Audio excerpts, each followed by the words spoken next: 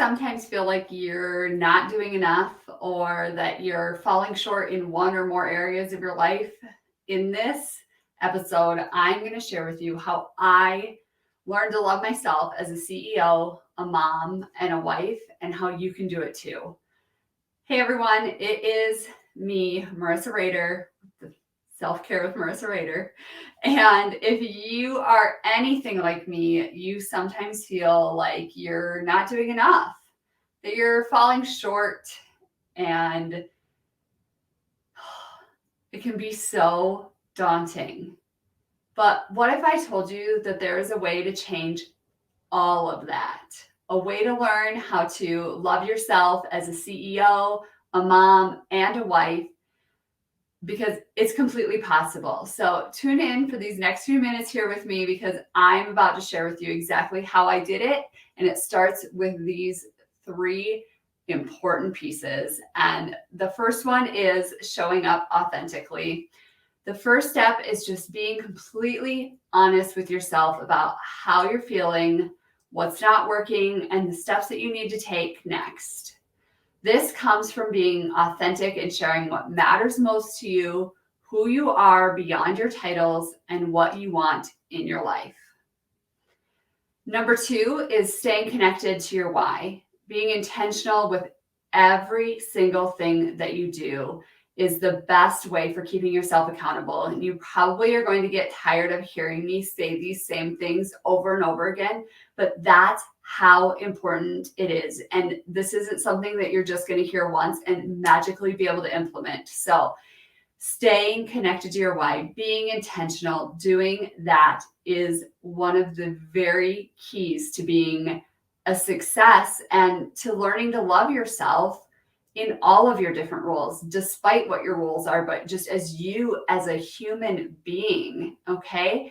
And so that's where staying connected to your why comes into play, because being a CEO, working on your family life, whatever it is going to wear on you, okay?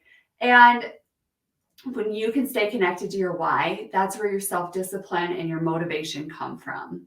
So when you get off course or start feeling like you're not good enough or things aren't working out, you need to go back to your why. Why are you doing this in the first place? What's your purpose behind what you're trying to accomplish? And it's okay if when you start off, if it's just doing it for you, because you are a human being. You are a person.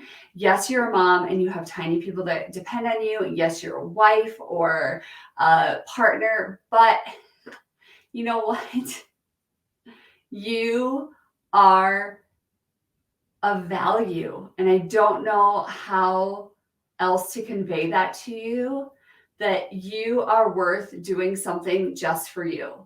And that's what my business started off being, was just a little bit of hope and a little bit of light in my day, something that I was doing for me so that I could see the growth, I could feel the success in something, and it transferred into a full-on career eventually. But I would have never gotten there if I hadn't learned to love myself first. So let's move on to the third thing that you need to do, which is own every last bit of you, okay?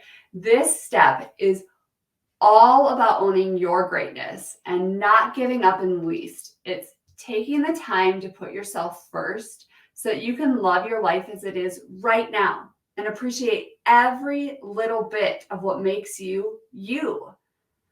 And I know you're thinking, super, yay, those are really abstract things. And that doesn't just happen overnight, okay? And I understand that. And so I'm not going to leave you hanging. I'm going to give you my top 8 practical tips now. But I want you to know that those first 3 are the foundation, and that's something that you need to constantly be working on. But these quick wins here are what's going to tide you over until you can truly get to that place where you have self-love in all of those areas, and just for yourself, not just for the roles that you hold. And so my practical tips are, first is that number 1, you have to love yourself first and foremost. You can't love yourself as a mom and love yourself as a wife and as a CEO unless you truly have respect for yourself. Okay. And that starts with being not hard on yourself. We as women are trained to pick out our flaws, our insecurities, our fears, and to concentrate on those so that we can quote unquote fix them and overcome them. But by being hard on yourself and having those perfectionist tendencies, all it's doing is preventing you from loving yourself, which then takes away from your happiness and your ability to be present with your family and your friends and in your job. So love yourself first and do that by not being so hard on yourself. Number 3 is to take some time for yourself every day, even if it's just 10 minutes. And I have lots of different episodes and lots of different blog posts on exactly how to do that. But find something that even just for 10 minutes, whether it's a yoga flow or a journal prompt or reading 10 pages in a book, do something just for you every single day. Tip number 4 is to find a support group of other moms who understand what you're going through. When you have small kids, there's those MOPS groups and different things like that. But what I found as a mom of young kids was that there were very, very few other women in my immediate area that had the drive and the desire and the want, that like innate inside part of them. It's hard to describe to other people like how bad you want to grow a business and be a CEO and create an empire of your own. And there aren't a lot of those people around. So stay tuned for some more details next week, because I'm going to be talking about how you can find a community just like that I'm going to be creating for women just like you. Okay. So stay tuned for that. But finding a support group of other people that are an elite dream follower just like you is my number 4 tip. And the numbers don't really matter. That may very well be like my number 3 tip right behind loving yourself and not being hard on yourself. But find your support and stick with them.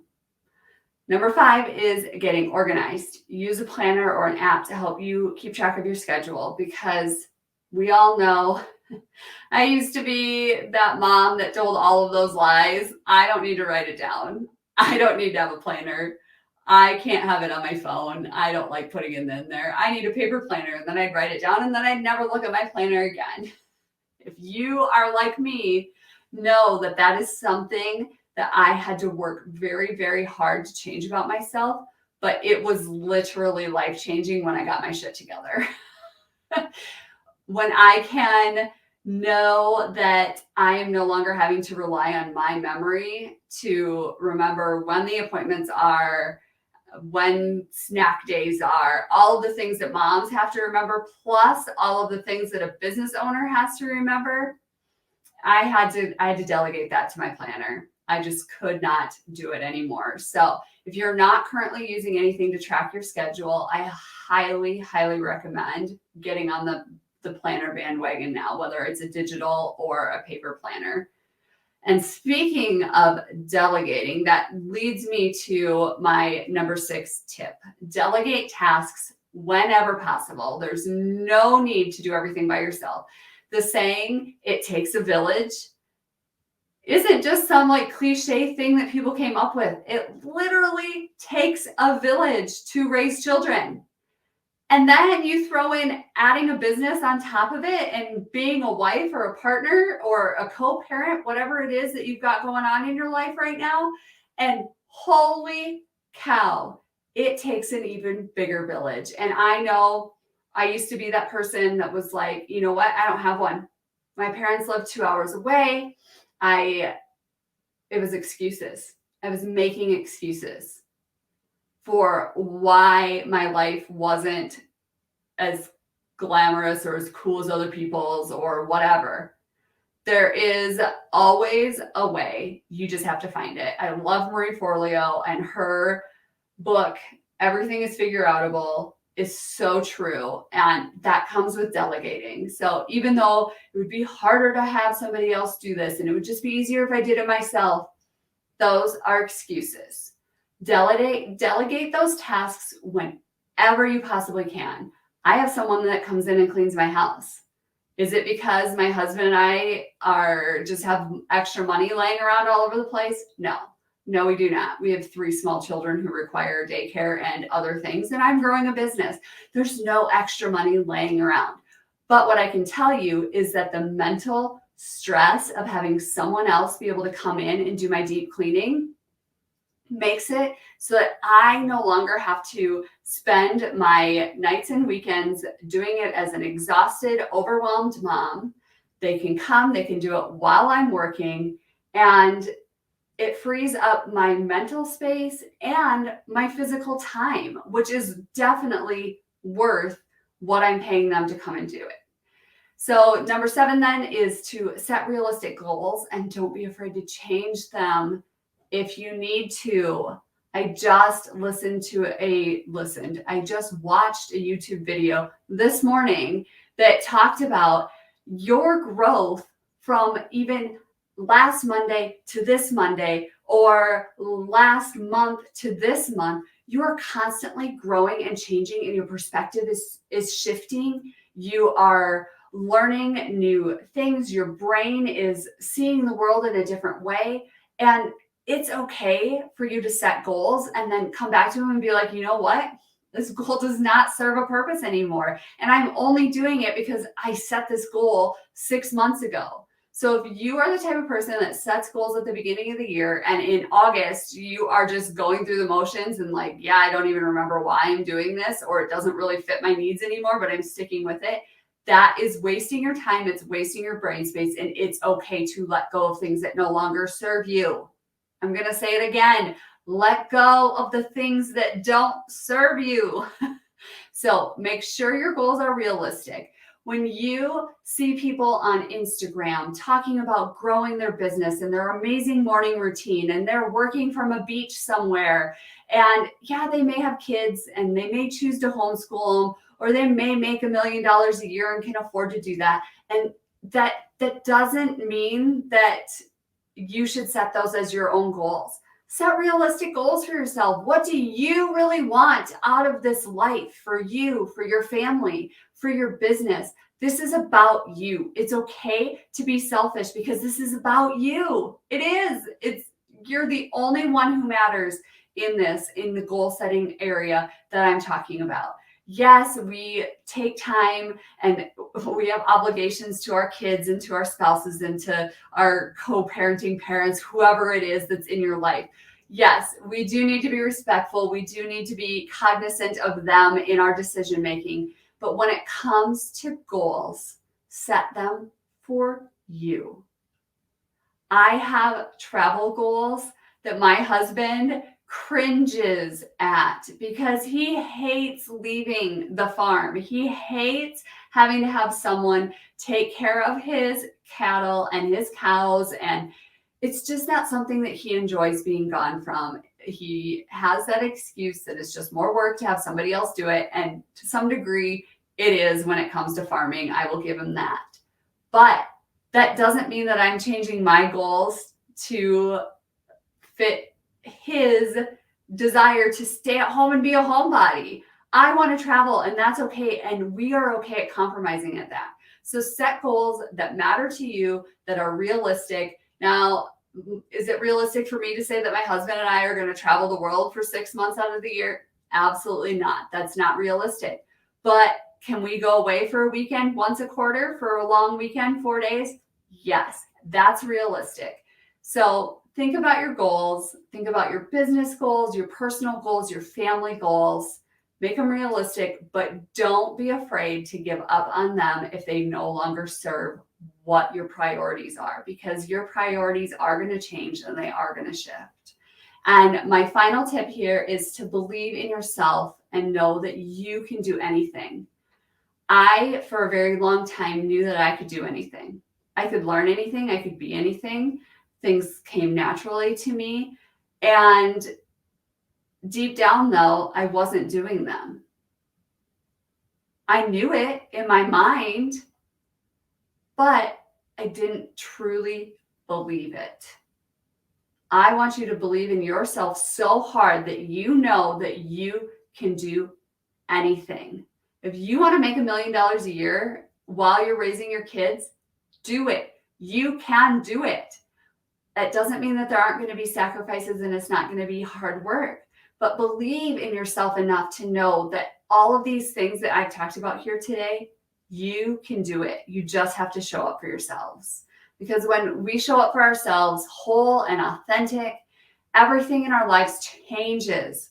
We become more present and connected with those who are around us. Our relationships blossom into something that's just truly beautiful. And owning who we are allows us to step fully into our power and live a life of purpose and meaning, which I have a friend, a fellow coach who worked in long-term care facilities. And she said the number one wish of the dying is that they had lived more. It wasn't that they wished they had worked more or that they had accomplished more. It was that they had lived more, that they had done more things, that they had been more present, they had had more experiences. So live that life full of purpose and meaning.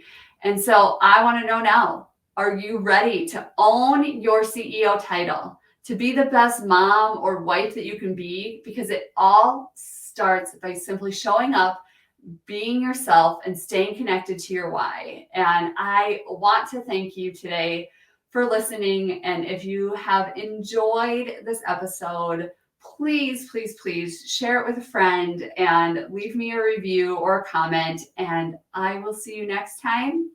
And until then, I'm going to be here cheering you on.